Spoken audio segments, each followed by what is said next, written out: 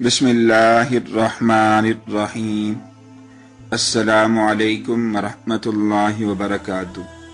Online teacher की जानिब से खुश आमदीद। मिसाली मोहब्बत का शानदार वाक़या। वो दोनों क्लास फेलो थे। लड़की पूरी यूनिवर्सिटी में बहुत खूबसूरत थी, लड़का तमाम लड़कों में वजी। दोनों एक दूसरे से टकराते रहे और आखिर में दोनों एक दूसरे की मोहब्बत में गिरफ्तार हो गए।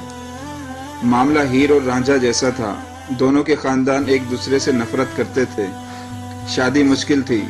दोनों बाइज्जत घरानों के सादतमंद बच्चे थे। ये भागकर शादी के लिए तैयार नहीं थे और खानदान अपने अपने शुमले नीचे नहीं ला रहे थे, लिहाजा मामला फंस गया। लड़के और लड़की ने पूरी जिंदगी शादी न करने का फैसला किया। ये दोनों अपने अपने घर में रहते रहे। 5 साल दोनों के दरमियान कोई राब्ता ना हुआ। वालिदैन शादी की कोशिश करते मगर ये इनकार करते रहे। यहाँ तक कि लड़की के वालिदैन हार मान गए।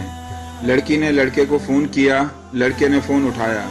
लड़की की सिर्फ हेलो सुनी और कहा, मुझे बताओ मैंने बारात लेकर कब आना है। दोनों के वालिदैन मिले, शादी हुई। दोनों ने अपना घर आबाद कर लिया। लड़के ने कारोबार शुरू किया, अल्लाह ताला ने करम किया, वो खुशहाल हो गए। ये शादी 20 साल चली। इस दौरान 3 बच्चे हो गए। खातून को अपने हुस्न, अपनी खूबसूरती पर बहुत नाज था। वो थी भी नाज के काबिल। वो 45 साल और 3 बच्चों की माँ होने के बावजूद जवान लगती थी। खामन भी रोज़े अव्वल की तरह इस पर फरेफ्ता था। वो रोज़ जी भरकर बीवी की तारीफ करता था, लेकिन फिर एक दिन वो हो गया जो नहीं होना चाहिए था। खातून की स्किन पर छोटा सा दाना निकला जो फैलते फैलते नासूर बन गया।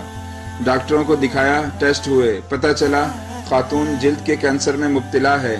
खामन सिर्फ खामन नहीं था, वो अपनी बीवी का माहीवाल था। वो अपनी रान चीर कर बीवी को कबाब बनाकर खिला सकता था। वो बीवी को लेकर दुनिया जहाँ के डॉक्टरों के पास गया। एक क्लिनिक से दूसरे क्लिनिक, एक डॉक्टर से दूसरे डॉक्टर, एक मुल्क से दूसरे मुल्क, दोनों चलते रहे। यहाँ तक के डॉक्टरों ने जवाब दे दिया। खातून का जिस्म दानों से भर गया। ये मुसीबत अभी ख़त्म नहीं हुई कि एक दिन दूसरी आफत आन पड़ी। खामन की गाड़ी ट्रक से टकराई। वो शदीद जख्मी हो गया। वो अस्पताल पहुंचा, पता चला वो बेनाई की नेमत से महरूम हो चुका है। आप इसके बाद का अलमिया मुलाहिजा कीजिए।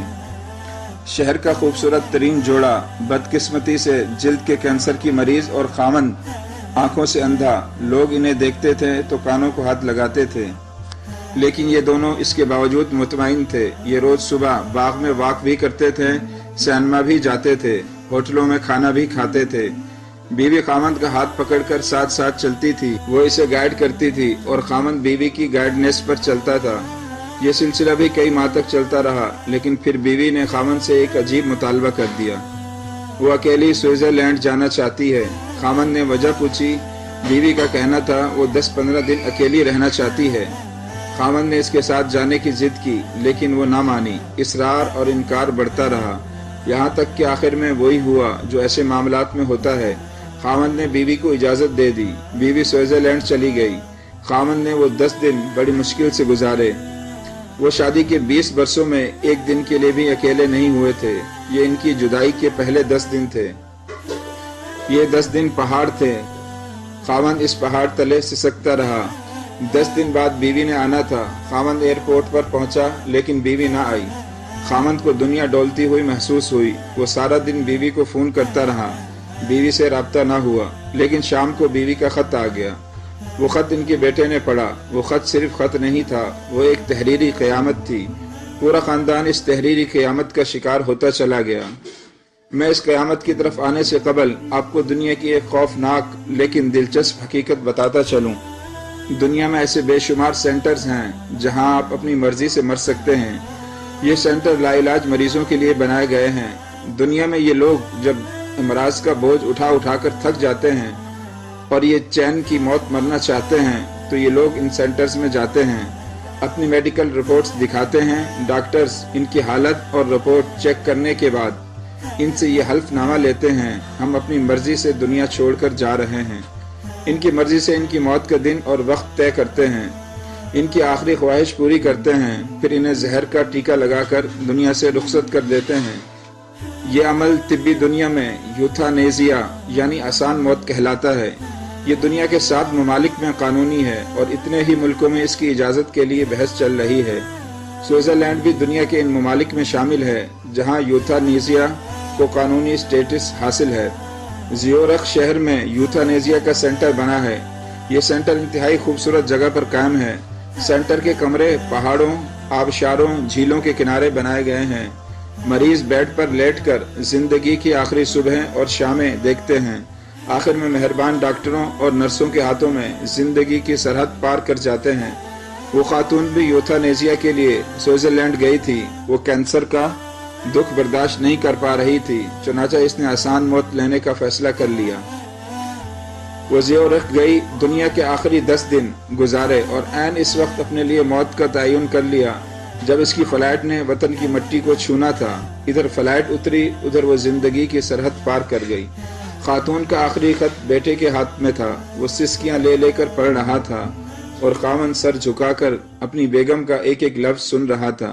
بیوی نے اپنی پوری زندگی کا احاطہ کیا۔ اس نے بتایا وہ جب پہلی بار یونیورسٹی میں ملے تھے تو اس نے کیا محسوس کیا تھا، وہ یونیورسٹی میں لڑتی کیوں تھی، اور وہ کون سا دن تھا جب لڑتے لڑتے اسے اس سے محبت ہو گئی۔ اس نے فراق سے وہ 5 سال کیسے گزارے، اور اس نے شادی کے بعد اپنے بچوں کو ملازموں کے رحم و کرم پر کیوں چھوڑے رکھا۔ میں اپنی محبت کو تقسیم نہیں کر سکتی تھی، میں تمہارا حصہ اپنے بچوں کو بھی نہیں دے سکتی تھی۔ اس نے 20 سال کی ازدواجی زندگی کس مسرت اور سرشاری میں گزاری، اور پھر جب اسے پہلا دانہ نکلا تو اس نے کیا محسوس کیا۔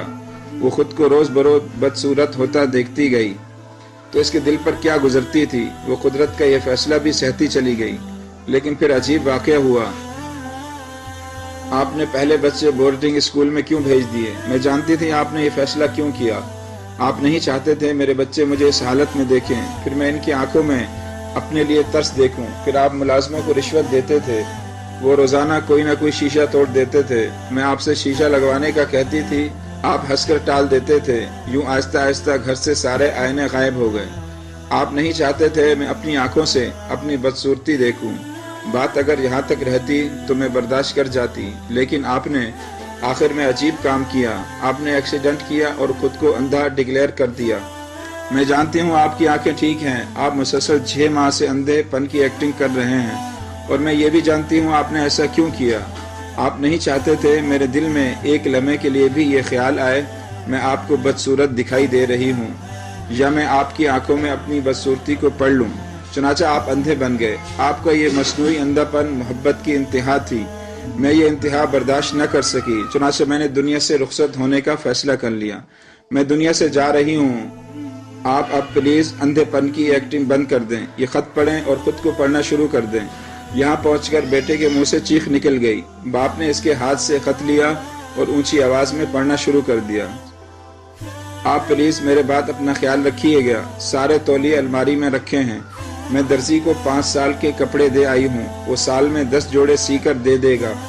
آپ نے وہ سارے کپڑے پھٹنے گھسنے تک پہننے ہیں۔ دانت چیک کراتے رہا کریں، صبح کی سیر کبھی نہیں بھولنی، اور آخری بات، چڑیوں کو روزانہ دانہ ڈالنا ہے، اور میری بلیوں کا ہمیشہ خیال رکھنا۔